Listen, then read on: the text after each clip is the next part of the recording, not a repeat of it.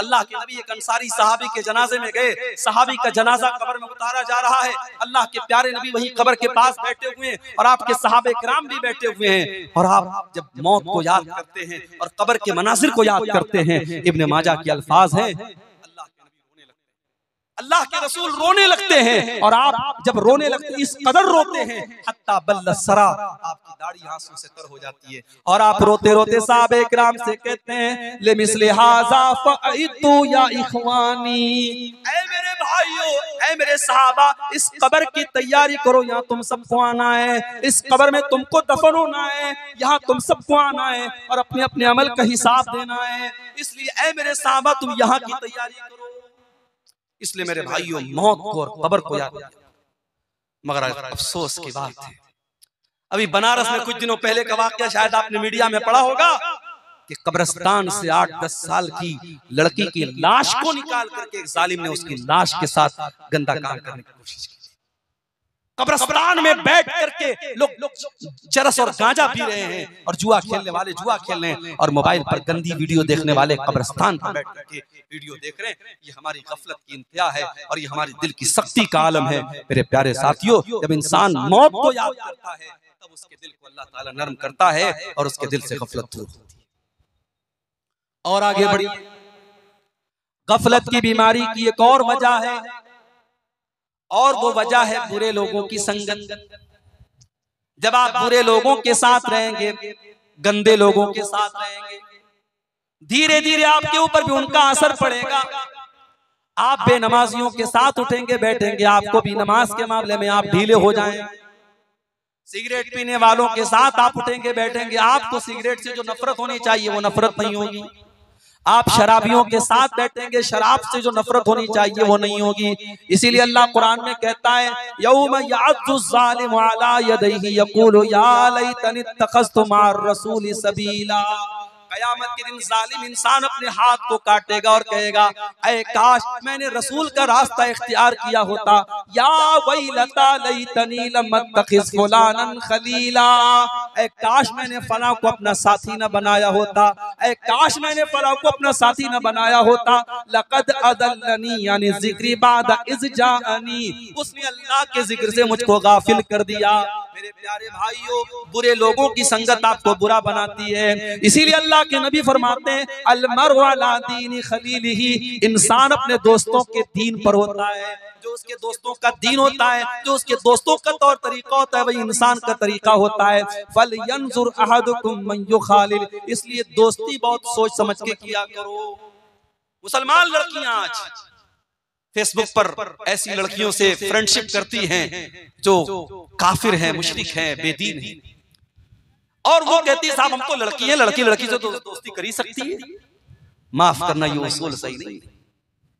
आपकी लड़की किसी गर्ल्स कॉलेज में पढ़ रही है जहां सिर्फ लड़कियों की तालीम हो रही है, और वहां पे आपकी बेटी ऐसी लड़की को सहेली बना रही है जो जिसका इस्लाम से कोई ताल्लुक नहीं है, जिसके मजहब में और जिसके घर में कोई पाबंदी नहीं है, और जो 4-4 लड़कों से जिसका चक्कर चल रहा है, उस लड़की के साथ जब आपकी बुर्का पहनने वाली और नकाब पहनने वाली बेटी जब उस लड़की के साथ उठेगी बैठेगी और उसकी सहेली बनेगी, तो माफ करना मेरे भाइयों और मेरी बहनों, उसका असर कहीं ना कहीं आपके ऊपर पड़ेगा।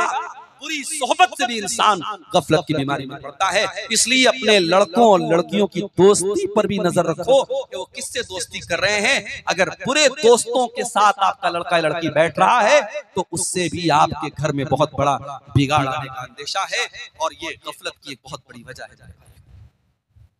और आगे बढ़िए, गफलत की एक और वजह है कुरान करीम को छोड़ देना।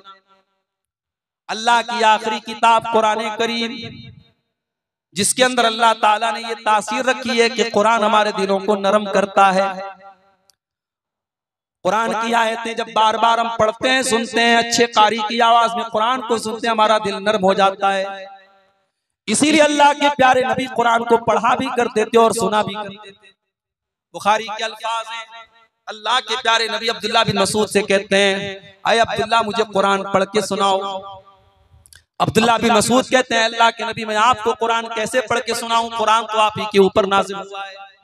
आप कहते हैं अब्दुल्ला आज मैं दूसरे के मुंह से कुरान सुनना चाहता हूं, जरा मुझको कुरान पढ़ के सुनाओ।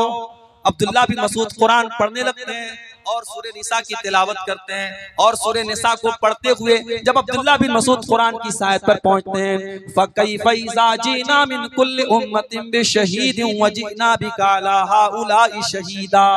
ऐ नबी, उस वक्त आपका क्या हाल होगा जब हर उम्मत में से हम एक गवाह लाएंगे, और ऐ नबी हम आपकी उम्मत के ऊपर आपको गवाह बनाएंगे।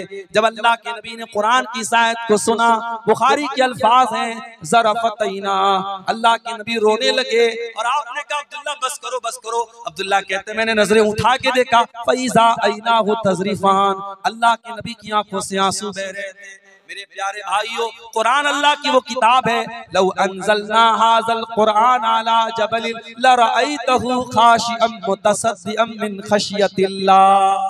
अगर इस कुरान को हमने किसी पहाड़ के ऊपर भी उतारा होता तो पहाड़ भी अल्लाह के खौफ से चूर चूर हो जाता, पहाड़ भी अल्लाह के खौफ से रेजा रेजा हो जाता। इंसान का दिल तो गोश्त गोश्त से बना है, इंसान का दिल तो मामूली है। इंसान के दिल की क्या औकात है मेरे भाइयों। कुरान की तो ये तासीर है, कुरान किसी पहाड़ पर भी उतरा होता तो कुरान के असर से पहाड़ भी चकनाचूर हो जाता। कुरान से अपना ताल्लुक मजबूत करो मेरे भाई। और आगे रमजान का महीना आ रहा है, और रमजान का महीना कुरान के नुज़ूल का महीना है। उसी महीने में कुरान उतरा है और रोजे और कुरान के साथ बड़ा गहरा ताल्लुक है। अल्लाह के नबी फरमाते हैं, बुखारी और मुस्लिम की रिवायत है कि क़यामत के दिन अल्लाह के पास रोजा भी चल के आएगा और कुरान भी चल के आएगा। और रोजा कहेगा, ऐ अल्लाह मनातहु ताम व शराब फी नहार, ऐ अल्लाह दिन के 14-15 घंटे तेरा ये बंदा भूखा रहता था, प्यासा रहता था। रोजा कहेगा, अल्लाह मेरी तेरे डर से और मेरी वजह से ये खाना और पानी नहीं खाता था, पीता था, ऐ अल्लाह तो इसको माफ कर दे, इसकी मग़फ़िरत कर दे। और कुरान कहेगा, मनातहु नौम बिल्लैल, ऐ अल्लाह दुनिया रात में सोई रहती थी, दुनिया रात में ऐश करती थी, ऐ अल्लाह तेरा ये बंदा रातों को उठ करके कुरान पढ़ा करता था, तहज्जुद में कुरान पढ़ता था, तिलावत करता था कुरान की। कुरान हमारे लिए सिफारिश करेगा। मेरे भाइयों, इस कुरान से अपना ताल्लुक मजबूत कर लो। अगर चाहते हो कि दिल से गफलत की चादर खत्म हो जाए, दिल से गफलत की लेयर हट जाए और दिल पे गुनाहों के जो धब्बे हैं वो मिट जाएं, तो कुरान से अपना ताल्लुक मजबूत कर लो। इसीलिए आप देखिए कि कुरान में अल्लाह कहता है, फला यतदब्बरूनल कुरआन माला कुलूबिन अक़फ़ालुहा, जो लोग कुरान के ऊपर गौर नहीं करते उनके दिलों के ऊपर ताले लग जाते हैं। मोबाइल में आप देखिए, जब मोबाइल में लॉक लग जाता है तो जब तक आप पासवर्ड नहीं डालेंगे लॉक नहीं खुलेगा, पैटर्न लॉक नहीं डालेंगे मोबाइल का लॉक नहीं खुलेगा। दिल भी लॉक हो चुका है हमारा, और दिल के लॉक को खोलने का अगर कोई तरीका है तो कुरान करीम है मेरे प्यारे साथियों। इसलिए कुरान से अपना ताल्लुक मजबूत करो। और कुरान को सिर्फ जो हाफिज हैं उनको नहीं पढ़ना है, कुरान को हर एक को पढ़ना है। अगर आप कुरान अटक अटक के पढ़ते हैं, कुरान जो है महारत के साथ नहीं पढ़ पाते हैं, कुरान पढ़ते वक्त अगर आपकी जबान अटकती है, अटक अटक करके पढ़ने वाले को डबल सवाब मिलेगा। कुरान आप समझ करके नहीं पढ़ पा रहे हैं, सिर्फ कुरान का अरबी मैटर पढ़ रहे हैं, कुरान का अरबी टेक्स्ट पढ़ रहे हैं, उस पर भी आपको सवाब मिलेगा। समझ के पढ़े बहुत अच्छी बात है, बगैर समझे भी अगर आप कुरान को पढ़ रहे हैं तो अल्लाह के नबी फरमाते हैं कि एक हर पर 10 नेकी मिलेगी। मेरे भाइयों, आज कुरान से हम दूर हैं और हालात ये हैं कि हमारा नौजवान 1 घंटे के लिए मोबाइल के बगैर नहीं रह सकता है। 1 घंटा अगर मोबाइल की बैटरी खत्म हो जाए बेचैन हो जाता है, न जाने किसकी कॉल आई होगी, न जाने किसका मैसेज आया होगा, न जाने कौन कौन मुझको याद कर रहा होगा। जरा सोचो मेरे भाइयों, अगर आपका कोई दोस्त, बड़ा खास दोस्त आपको मैसेज करता है और आप व्हाट्सएप खोल रहे हैं, सारे लोगों के मैसेज देख रहे हैं और उस दोस्त का मैसेज आप ओपन नहीं कर रहे हैं, खोल नहीं रहे हैं, आपका दोस्त आपसे मिलेगा, कहेगा यार तू दोस्त है कि दुश्मन है, जब तू मेरा मैसेज नहीं देख रहा है, तुझे मेरी कोई फिक्र नहीं है। वो दोस्त आपसे दोस्ती खत्म कर देगा, ताल्लुक खत्म कर देगा। मेरे भाइयों, कुरान भी अल्लाह का आखिरी मैसेज है, अल्लाह का आखिरी पैगाम है, हाज़ा बलागुल लिन्नास, और अल्लाह का ये मैसेज हम सब के लिए है। और हम कितने बड़े बदनसीब है, आज कुरान से हम दूर है। कितने लोग तो ऐसे हैं रमजान में कुरान उठाते हैं तो फिर साल के 11 महीने कुरान को छूने की कोशिश भी नहीं करते। मेरे भाइयों, कुरान करीम की तिलावत को अपनी जिंदगी का मामूल बनाओ। गफलत की बीमारी से अगर बचना है तो ये काम भी हमें करना पड़ेगा।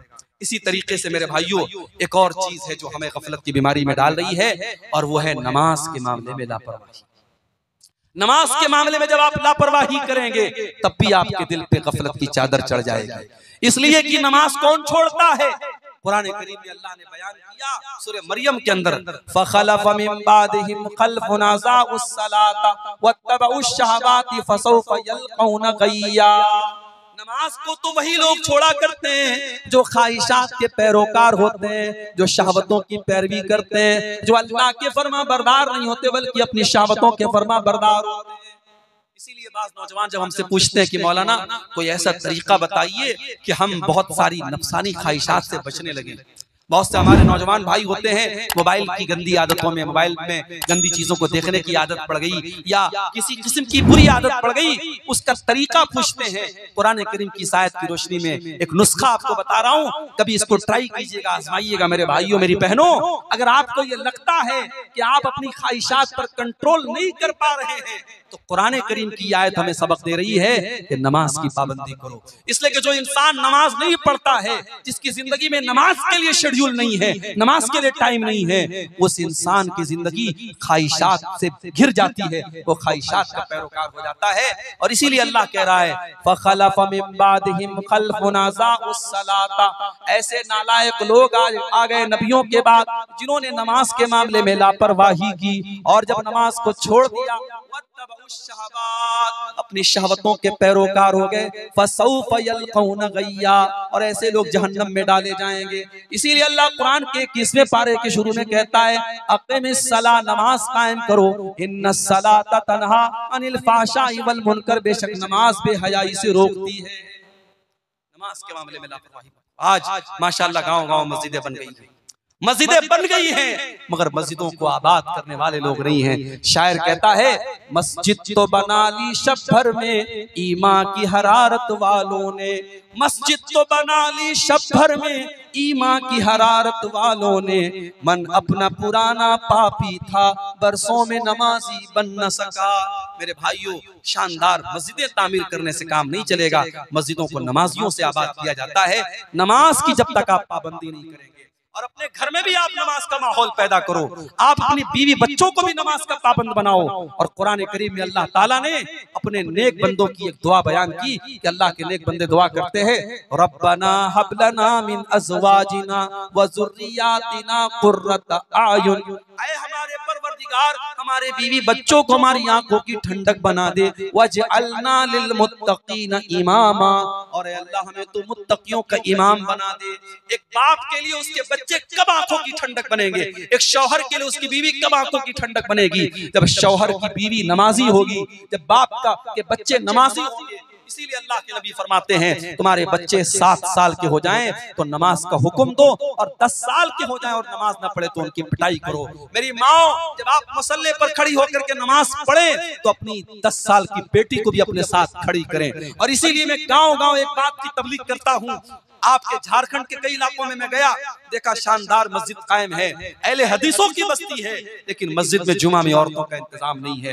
मैं बड़ी ताकीद के साथ कहता हूँ हालात बहुत खराब हो चुके हैं मेरे भाइयों, हालात बहुत खराब हो चुके हैं। आप देखें, खबर आपने सुनी होगी, हमारे उत्तर प्रदेश के बरेली शहर में 8 साल तक मदरसे में पढ़ने वाली लड़की फेसबुक पर एक गैर मुस्लिम लड़के से दोस्ती करती है और उसके बाद उसके जाल में फंसती है, उससे शादी करती है और हिंदू मजहब में दाखिल हो जाती है, इस्लाम को छोड़ देती है। 8 साल तक मदरसे में पढ़ने वाली लड़की का ये हाल है। हमारी कौम आज कहां जा रही है मेरे? हमारी और आपकी बच्चियां आज इस्लाम को छोड़ करके मुर्तद हो रही हैं। शायद पूरी इस्लामी तारीख में ऐसा बदतरीन दौर नहीं देखा गया था मेरे भाइयों। हमें मारा तो गया, हमें काटा तो गया, हम पर जुल्म तो हुए, मगर हमारा ईमान इस कदर कमजोर हो जाए कि हमारी बच्चियां, हमारी कौम की बहनें, हमारी कौम की बेटियां आज फेसबुक और इंस्टाग्राम पर किसी के आई लव यू पर और किसी की मोहब्बत भरे जोलों पर फिदा होकर के अपने दीन को खैर बात कह दे, अपने मजहब को छोड़ दे, अपनी तौहीद को छोड़ दे। इतना बदतरीन दौर हमने कभी नहीं देखा था मेरे भाइयों। इसका मतलब ये हुआ कि कहीं न कहीं पानी मर रहा है, कहीं न कहीं हमसे कोताही हो रही है और कहीं न कहीं हमने अपनी बच्चियों और अपनी बेटियों की तरबियत जैसी करनी चाहिए थी वैसी नहीं की है। माफ करना मेरे भाइयों, साल में एक जलसा हो गया, घर की औरतों को, लड़कियों को आप लेके चले आए, इससे काम नहीं चलेगा, इससे काम नहीं चलेगा, ये तरबियत के लिए काफी नहीं है।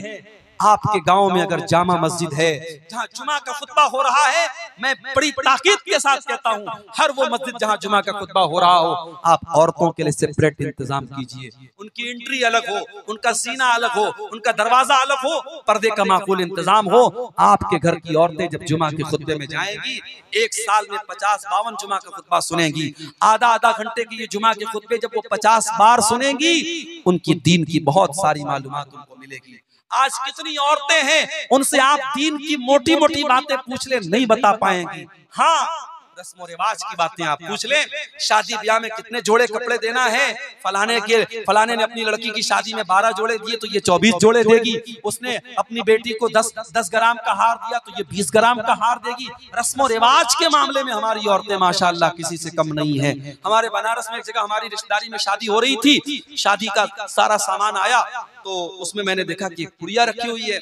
मैंने पूछा भाई इस पुड़िया में क्या है, तो कहने लगे ये सुहाग की पुड़िया है, ये सुहाग की पुड़िया है। और सुहाग की पुड़िया में क्या है, सिंदूर रखा हुआ है, माथे की बिंदी रखी है। मुसलमान औरत के भी आज शादी के मौके पे सिंदूर और बिंदी उनके यहाँ चल रहा है। मैंने फौरन मना किया और समझाया कि ये इस्लाम का इससे कोई ताल्लुक नहीं है। इस्लाम में औरत के सुहाग की कोई जिस्मानी निशानी नहीं है। औरत का के निकाह की एक ही निशानी है, शौहर के दिल में उसकी मोहब्बत, बस। कोई बिंदी, कोई सिंदूर, कोई मंगलसूत्र, ये इस्लाम में कोई सुहाग की निशानी नहीं है। आज ये शिरकिया और जाहिलाना चीजें हमारी माँ बहनों के अंदर आई है। मेरे भाइयों, जब तक आप मेहनत नहीं करेंगे उन औरतों की तबलीग पर और काम नहीं करेंगे अपनी लड़कियों की दीनी तालीम पर, आप हालात को सुधार नहीं सकते हैं। पानी बहुत सर से ऊंचा जा रहा है और हमें अल्लाह के नबी की वो हदीस याद आती है, आपने कयामत के पहले बताया था कि ऐसा दौर आएगा, यबीउदीनहु बिअरज़िन मिन दुनिया, दुनिया के चंद टकों के बदले में इंसान अपने दीन का सौदा कर लेगा।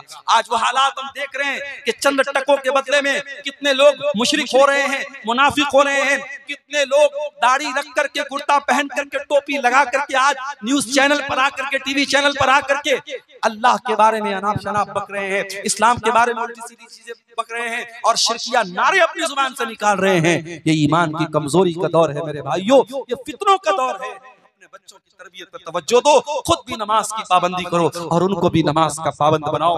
याद करो इब्राहिम खलीलुल्लाह को, जब अपने लख्त जिगर इस्माइल को और अपनी बीवी हाजरा को जब मक्का में छोड़ के जा रहे थे, और वो मक्का कोई आज का मक्का नहीं था जहां इतना बड़ा टावर, क्लॉक टावर मौजूद है और बड़ी बड़ी बिल्डिंगें मौजूद है। वो मक्का ऐसा मक्का था कि बेआब हो गया सरजमीन थी, न पानी का एक कतरा था, न अनाज का एक दाना था। उस मक्का में जब छोड़ के जा रहे थे, इब्राहिम क्या दुआ करते हैं, रब्बना इन्नी अस्कंतु मिन ज़ुर्रियती बिवादिन गैरि ज़ी ज़रइन इंद बैतिकल मुहर्रम रब्बना लियुक़ीमुस्सलाह।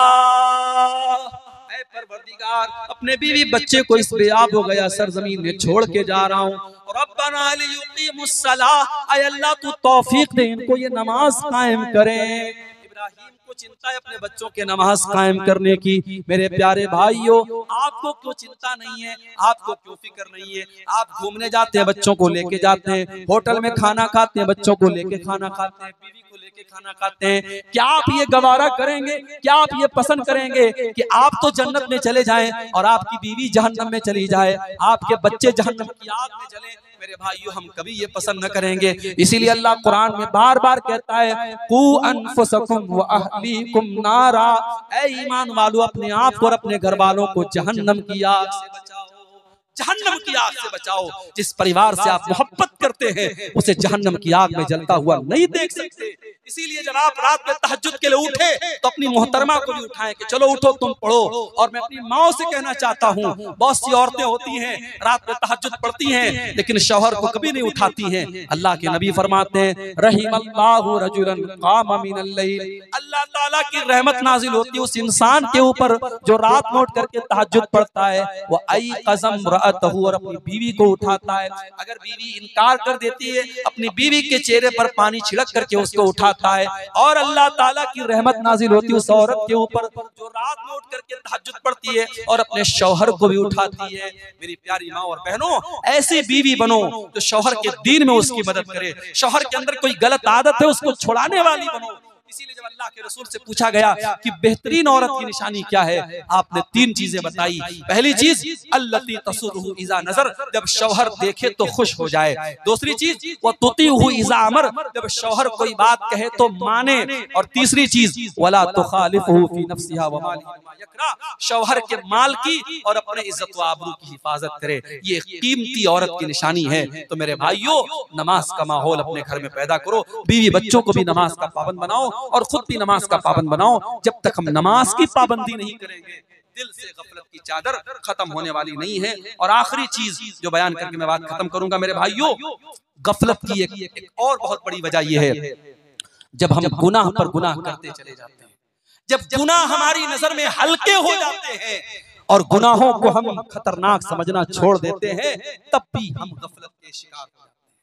याद रखो मेरे भाई, गुनाह गुनाह है, चाहे वो गुनाह छोटा हो चाहे वो गुनाह बड़ा हो। कभी गुनाहों को हकीर मत जानो और अपने आप को गुनाहों से बचाने की कोशिश करो। अल्लाह के नबी फरमाते हैं, इय्याकुम व मुहक्करातिज़्ज़ुनूब, ऐसे गुनाहों से बचो जिनको लोग हकीर समझते हैं। छोटे छोटे गुनाह होते हैं लेकिन इकट्ठा होकर के इंसान को हलाक कर देते हैं। इसीलिए अल्लाह के नबी फरमाते हैं, जब बंदा कोई गुनाह करता है उसके दिल पर एक काले रंग का धब्बा डाल दिया जाता है। बंदा अगर तौबा कर लेता है, माफी मांग लेता है अल्लाह से, वो धब्बा मिटा दिया जाता है। और अगर बंदा तौबा नहीं करता है, फिर से गुनाह करता है, तो वो काले धब्बे बढ़ते चले जाते हैं, हत्ता तालु क़ल्बहु, यहाँ तक कि उसके दिल पे छा जाते हैं। माफ करना मेरे भाइयों, आज मोबाइल के इस दौर में गुनाह करना आसान हो गया है। आज इस दौर में ज़िना करना आसान है, इस दौर में बेपर्दा होना आसान है, इस दौर में हराम कारोबार करना आसान है।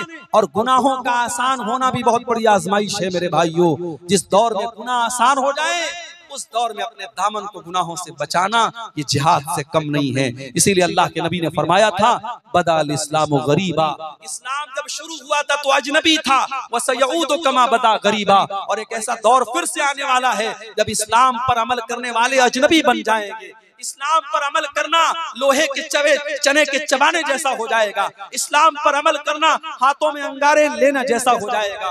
एक लड़की बेपर्दा घूमेगी तो गांव वाले कहेंगे, उसकी बहनें कहेंगी, उसके मोहल्ले की औरतें कहेंगी, अरे ये बड़ी पर्देदार बनती है, नकाब में रहती है, पर्दे में रहती है। अगर कोई औरत अपने देवर से पर्दा करे, बनारस में हमारे एक दोस्त ने शादी की, उनकी बीवी शादी करके आई, उसने घर में ज्वाइंट फैमिली रहते थे, उसकी बीवी ने कहा कि मैं अपने देवर और जेठ के सामने नहीं आऊंगी, मैं देवर और जेठ के सामने नहीं आऊंगी, ससुर के सामने आ सकती हूँ, ससुर मेरे महरम है, लेकिन देवर और जेठ गैर महरम है, मैं देवर जेठ के सामने नहीं आऊंगी। घर वालों के लिए बड़ी शॉकिंग बात थी, ये ऐसा कैसे हो सकता है, ऐसा कैसा पर्दा कि देवर के सामने नहीं आएगी, जेठ के सामने नहीं आएगी। लेकिन जब उन्होंने उलमा से पूछा और मसला पूछा तो मसला तो यही है कि साहब देवर जेठ से पर्दा करना है। अब ये हालात है कि वो लड़की किचन में काम करती है और घर में खाना खा रही है, खाना दे रही है अपने घर वालों को, मगर देवर और जेठ से पर्दा करती है। अगर शादी में कहीं जाती है वो औरत, वो लड़की, और चाहे वो अपने रिश्तेदारी की शादी हो, अगर वहां मर्दों का भी आना जाना है औरतों की साइड में, तो वहां वो नकाब में रहती है। औरत को औरत से पर्दा नहीं करना है, लेकिन औरत को मर्दों से तो पर्दा करना है। आज ऐसी औरतों को लोग कहेंगे, साहब ये तो बड़ी कट्टर मुसलमान बनती है, ये तो बड़ी पर्देदार मुसलमान बनती है। आज नौजवान अगर चेहरे पर शरई दाढ़ी रख ले तो समाज कहेगा ये तो मुल्ला बन गया, ये तो हाफिज जी बन गया, तो मौलवी साहब बन गया। और वही क्लीन शेप करा ले, लोग कहेंगे साहब ये तो माशाल्लाह बड़ा स्मार्ट है, हैंडसम है। आज अगर कोई नौजवान लड़का अपने आप को ज़िनाकारी और बदकारी से दूर रखे तो लोग कहेंगे अरे ये तो बड़ा आउटडेटेड लड़का है, इसको तो कोई घास नहीं डालता है। और जो लड़का रात में 2-2 बजे तक गैर महरम लड़कियों से बात करता है, समाज कहता है साहब ये तो बड़ा चालू लड़का है, बड़ा एडवांस लड़का है। ये हालात है मेरे भाइयों।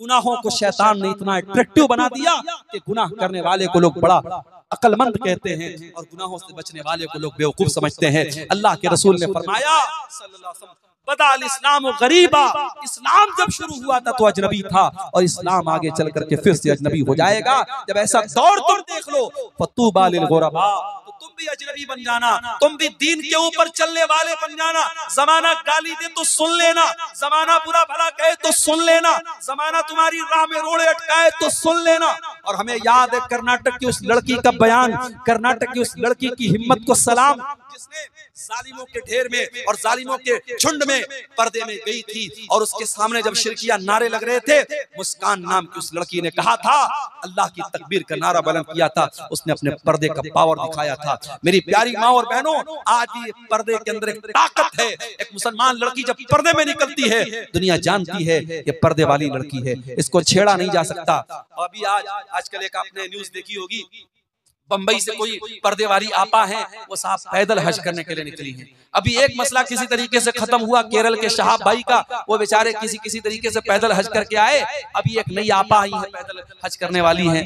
माफ करना, ऐसी औरतों का मकसद सवाब हासिल करना नहीं है, अपनी पब्लिसिटी करना है। वरना उलमा जानते हैं शरीयत का बड़ा वाज़ेह उसूल है कि अगर दो काम हैं और दो काम में से एक मुश्किल और एक आसान है, तो शरीयत कहती है अगर दोनों काम जायज है तो आसान काम को आप अपना लो।